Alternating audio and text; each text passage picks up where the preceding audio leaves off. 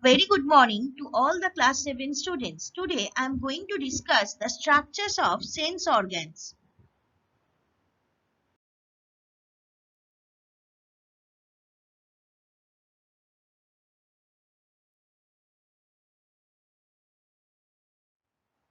So first sense organ of our body is eye.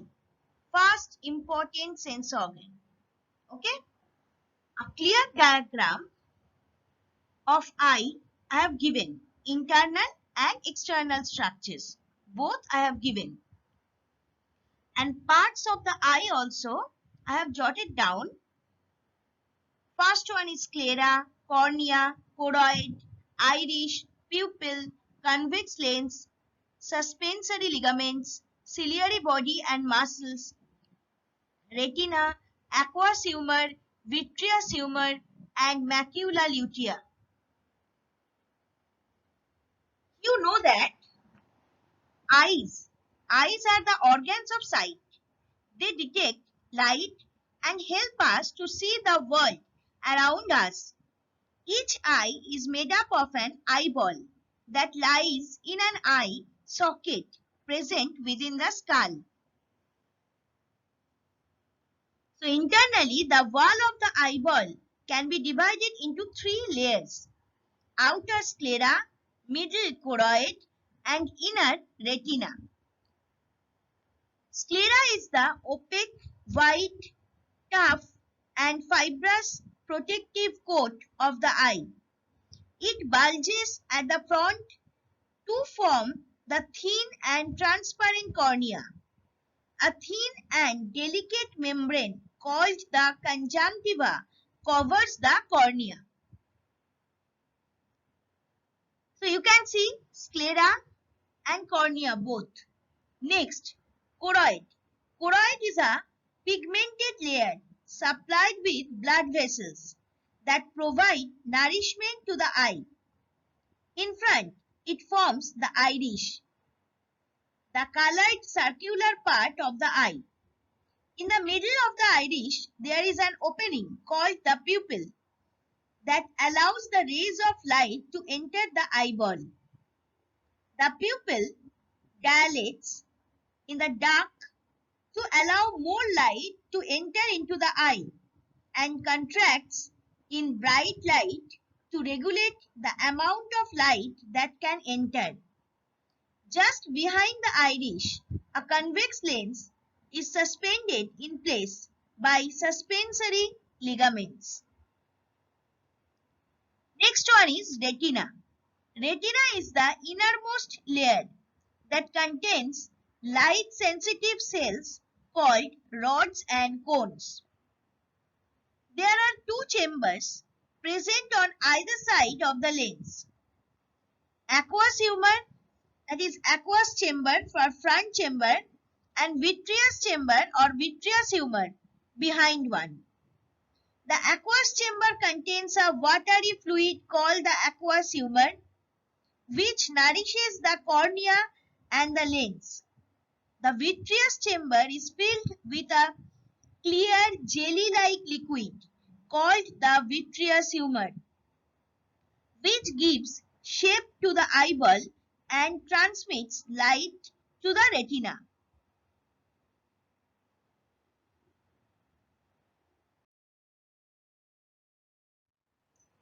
Next sense organ of our body is nose. So let's discuss the structure of nose. These are nostrils, nasal cavity, olfactory epithelium, olfactory bulb, and olfactory tract. So nose is the organ of smell. It helps us to detect different odors present in the air. It is also a part of the respiratory system and helps in breathing. The nose has two openings called nostrils that are separated by a septum. That means division. These nostrils lead into the nasal cavity. The nasal cavity bears the olfactory epithelium that further contains tiny receptors of smell. See the diagram. A yellowish membranous structure is there that is called olfactory epithelium. The hard one or tube-like structure is called olfactory tract, yellow tube-like structure. And the slightly bulging portion of that particular olfactory tract is called olfactory bulb.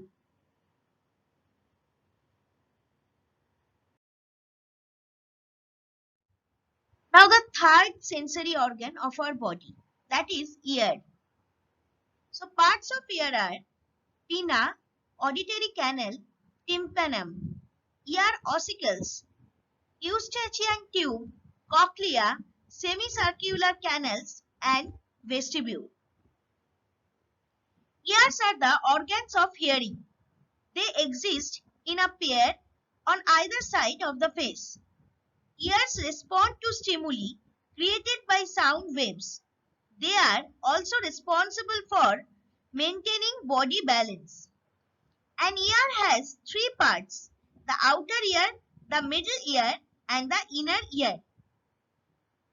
The outer ear is made up of a cartilaginous projection from lateral sides of head called the pinna. This is connected to a tube inside called the auditory canal. See the yellowish tube-like structure in the diagram, that is auditory canal. At the far end of the tube lies a thin, tough membrane called the eardrum or tympanum. One thing you should know, that tympanum is the place where outer ear ends and middle ear starts. See the color changes in the diagram. Yellow color ends and purple color starts. So on the inside of the tympanum lies an air-filled space that contains three tiny bones collectively called ear ossicles. Based on their shapes, they are called the malleus, incus, and steps. Another name of them, malleus or hammer, incus or anvil, and steps or stirrup. These three bones, ossicles or bones, are the smallest bones of a human body. At one end, the handle of the malleus is attached to the tympanum. At the other end, the flat part of the steps is attached to a membrane-covered opening leading to the inner ear. So from here, inner ear starts. That means in diagram, blue color starts and purple color ends. A tube called the eustachian tube filled with air connects the middle ear to the throat. Next, the inner ear is a fluid-filled area consisting of three parts: the cochlea, semicircular canals, and vestibule. The cochlea is spiral-shaped and bears thousands of hair cells. It also contains sound receptors that are attached to auditory nerves. There are three semicircular canals placed at right angles to each other and attached to the nerves within the inner ear. The end of each canal is swollen and contains sensory cells for maintaining body balance while in motion. This type of balance is called dynamic balance. The vestibule, which joins the semicircular canals within the cochlea, contains sensory cells for static balance, that is, balance of the body when it is at rest. That means human body balance. That means human body balance depends upon our ears.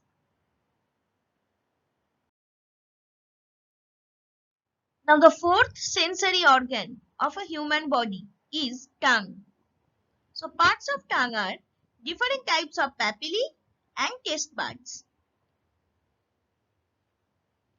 Tongue is a fleshy, muscular organ attached to the floor of the mouth. It has receptors for taste called taste buds that detect the taste: salty, sweet, bitter, and sour. Each taste bud has taste receptor cells that transmit taste-generated impulses to the sensory nerve fibers attached to the brain. And the four types of papillae also are there on the tongue. See the diagram, you will understand. Between these, most important papillae is filiform papillae and fungiform papillae. And the others two are foliate papillae and circumlethate papillae.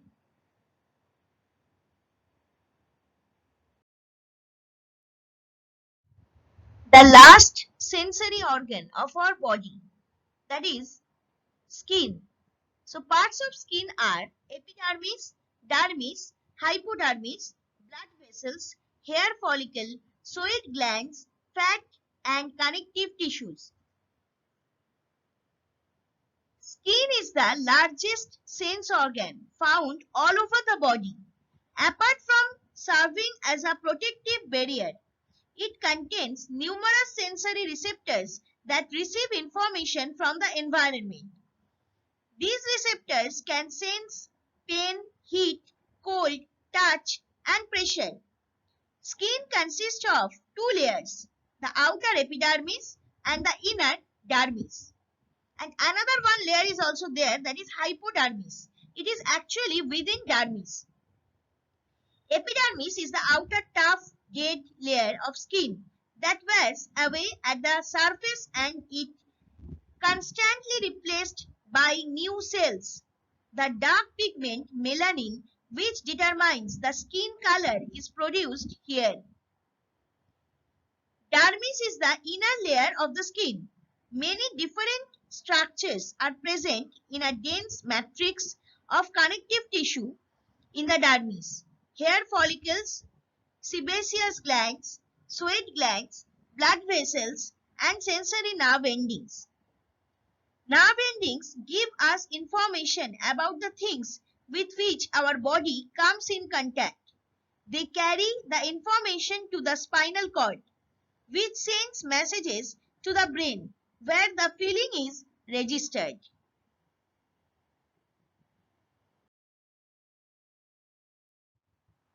Thank you, students. Draw the level diagram of 5 sense organs in your life science exercise book. For any doubts or queries, please email me at shudeshna1.sma@outlook.com. Even you need to mail your regular life science assignments in this given email ID.